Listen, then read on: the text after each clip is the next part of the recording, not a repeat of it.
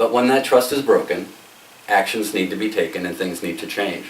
And one of the areas that I've seen in University City where we've got that problem is some unauthorized spending that our city manager has done, and nobody seemed to ask him to be accountable for that. There's 3 instances that I know of that we can find that. One is the driving range settlement. It was valued at over $425,000, and City Council never voted on that final settlement. Never. There was no discovery done in that lawsuit, meaning they didn't force the plaintiff to prove what he needed to prove to be awarded any money.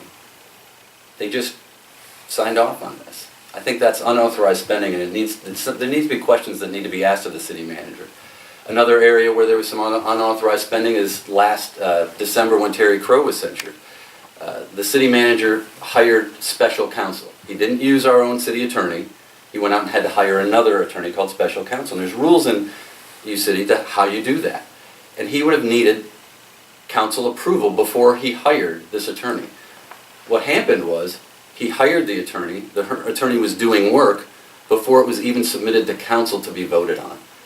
There was only one entry on her bill that occurred after it was voted on.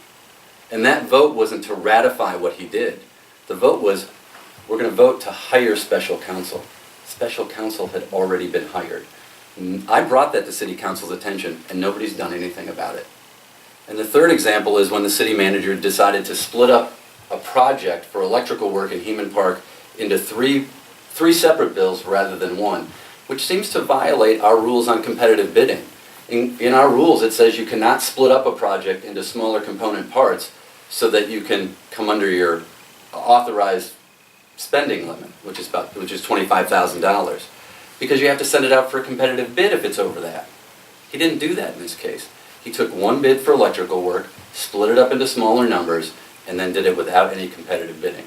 All of those actions seem to violate the rules that we have for authorized spending, and that breaks the trust that we have in our city government.